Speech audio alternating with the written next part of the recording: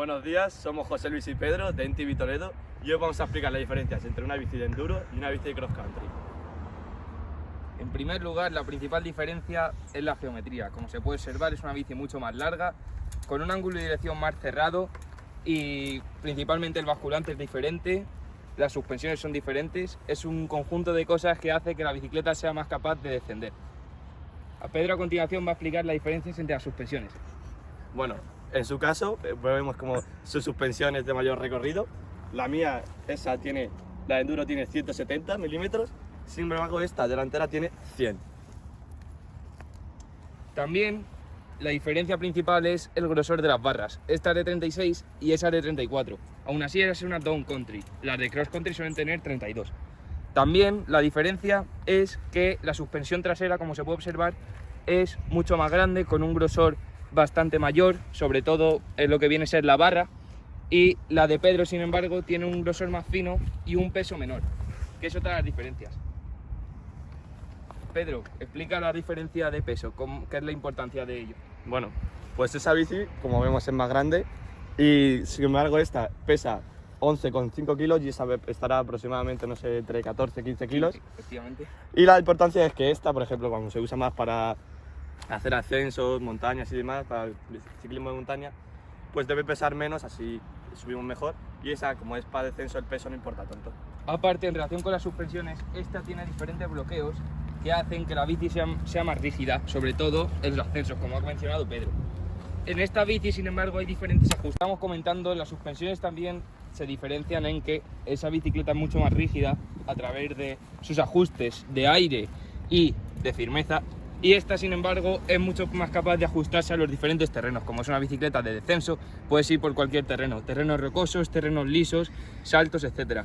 Las principales diferencias son que esta se puede ajustar el rebote en altas velocidades, en bajas velocidades, la compresión en altas velocidades y en bajas velocidades, en la horquilla y en el amortiguador. Por ello, la bicicleta es mucho más pesada, pero aún así es mucho más ajustable, que es lo que se busca en el enduro. También hay una principal diferencia, que es el grosor de los discos de freno. Esta tiene un grosor de 205. Sin embargo, Pedro tiene un grosor de unos 180 milímetros, 190, etcétera, de diámetro.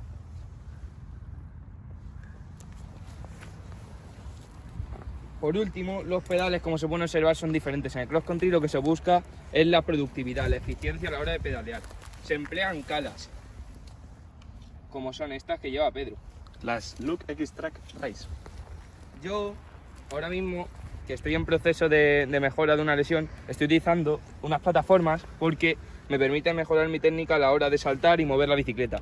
En las carreras utilizamos pues calas como las de Pedro, pero con una superficie bastante mayor. Hostia. Ya por último, bueno, hay dos diferencias que son realmente importantes. La primera es la tija telescópica, que nos permite hacer ascensos menos eficientes que los de Pedro, pero mucho más cómodos, porque se puede utilizar la tija telescópica para subir y a la hora de bajar es tan fácil como bajarla y bajar el punto de equilibrio. Ya por último, lo más importante es el manillar, que es donde vamos sujetos. Este manillar es de 800 milímetros, el de Pedro suele ser de 760 o por ahí. Esto hace que la bici sea es más capaz de mover, porque, como se puede ver, tenemos mucha más superficie y es mucho más larga. Añadiendo a lo que ha dicho José Luis, podemos encontrar también la potencia, que como vemos en las bicis de enduro suelen ser más cortas para cuando intentamos girar, que el giro sea antes y se haga mejor. Y otra cosa que ha dicho Pepito y se me olvidó comentar, es que en bicis de cross country también se puede instalar una tija telescópica para circuitos y demás. Bueno, pues muchas gracias por ver este vídeo. Es realmente importante saber diferenciar dos bicicletas y tener cultura de este deporte. Y os invito a que sigáis viendo nuestros vídeos. Gracias por la atención. Gracias.